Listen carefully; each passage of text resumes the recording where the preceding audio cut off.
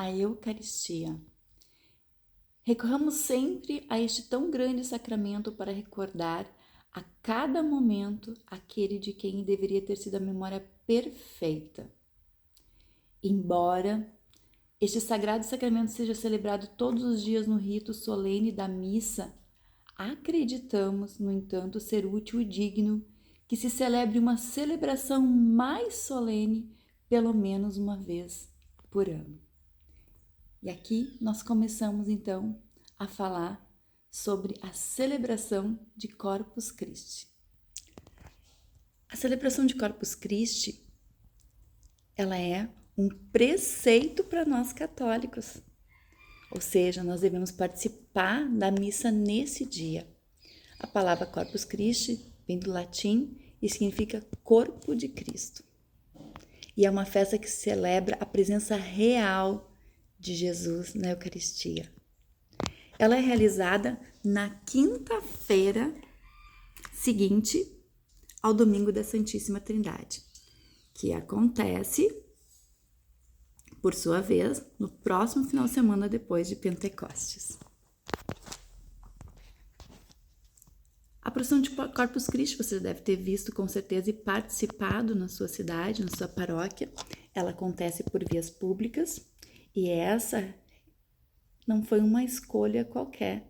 Ela está recomendada no Código de Direito Canônico, o cânon 944, e determina que o bispo, neste dia, esteja na diocese também.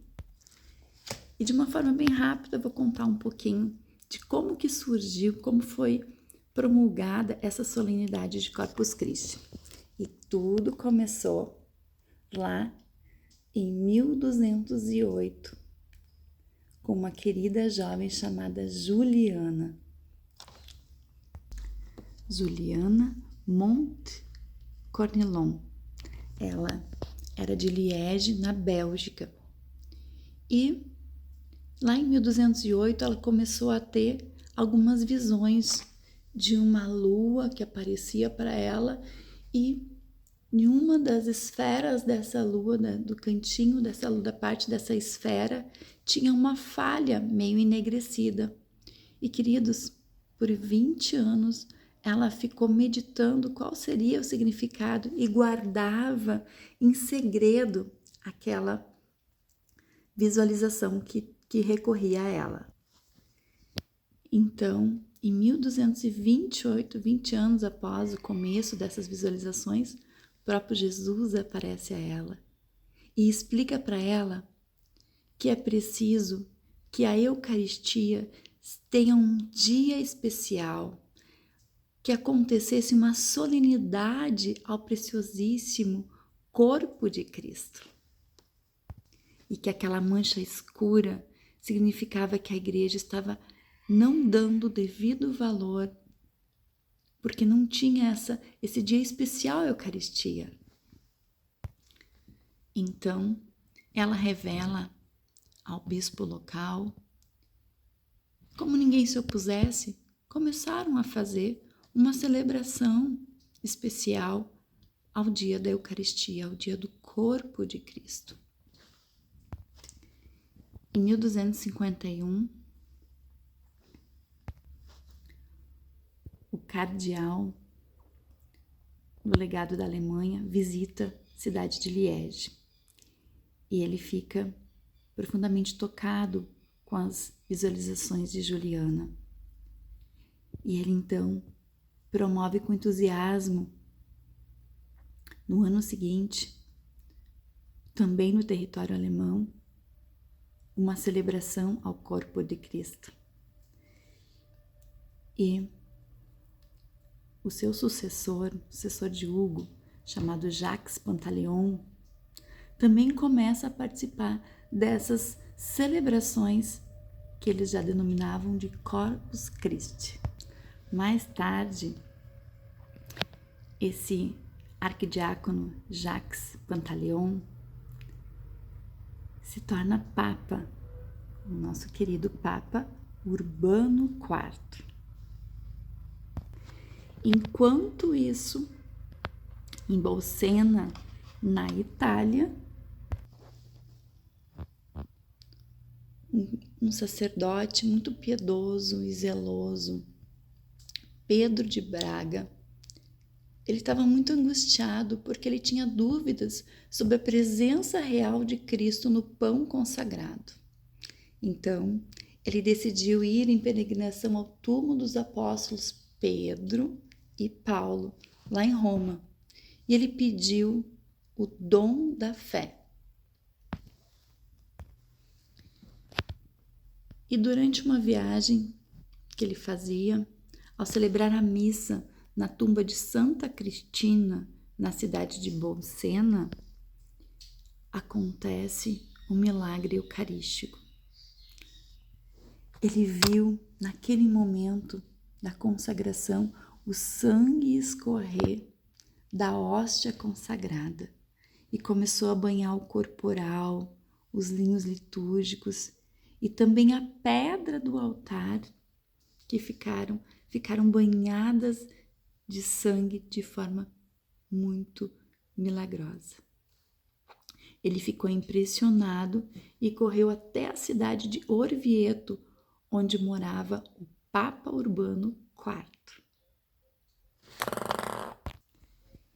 Então, em 19 de junho de 1264, após investigações científicas,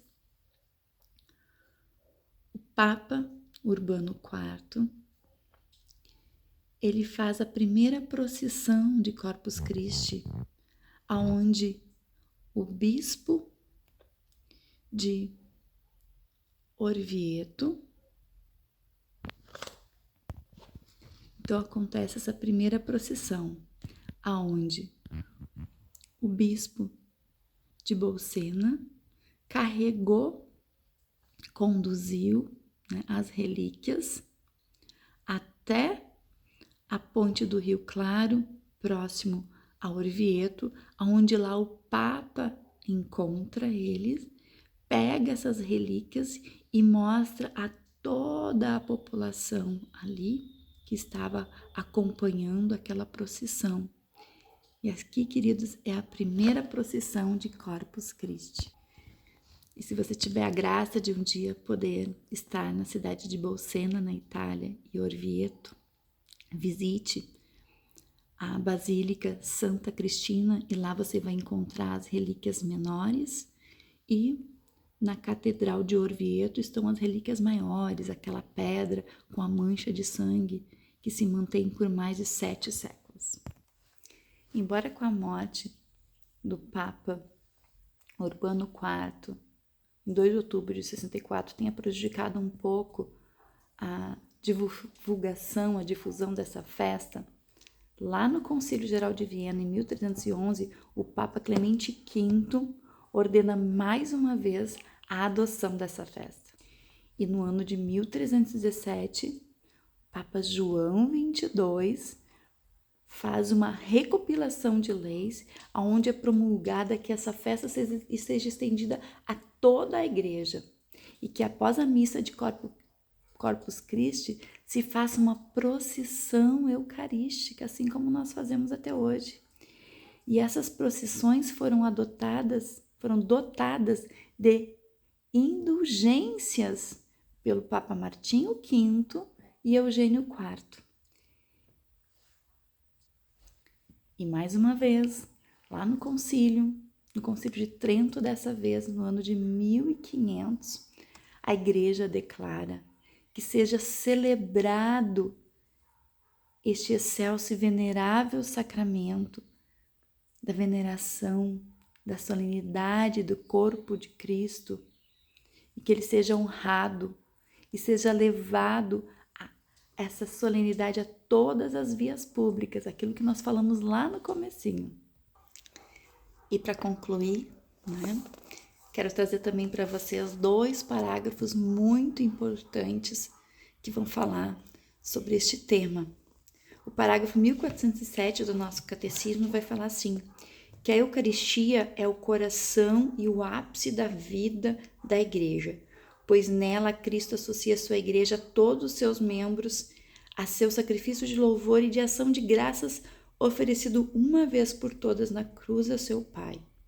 Por seu sacrifício, ele derrama as graças da salvação sobre o seu corpo, que é a igreja. E o parágrafo 1409, que vai falar: a Eucaristia é o memorial da Páscoa de Cristo, isto é, da obra da salvação realizada pela vida, morte e ressurreição de Cristo, obra essa tornada presente pela ação litúrgica. Queridos, olhando para esses 2 parágrafos do Catecismo, é possível entender tamanha importância da solenidade de Corpus Christi. Essa data é muito mais que um feriado para nós católicos. É o dia de referenciar o Senhor presente na Eucaristia, que se faz alimento e salvação para todos os homens. E finalizando, eu convido vocês a pegar a sua palavra e ler comigo um versículo lá do Evangelho de São João. E esse versículo do Evangelho de São João, capítulo 6, versículo 56, ele é um discurso eucarístico do próprio Jesus, que vai nos falar: quem come minha carne e bebe meu sangue permanece em mim e eu nele. Pela Eucaristia, Jesus permanece em nós. E finalizando, convido vocês a pegar o último versículo do Evangelho de São Mateus, aonde Jesus vai falar assim, Mateus 28, versículo 20.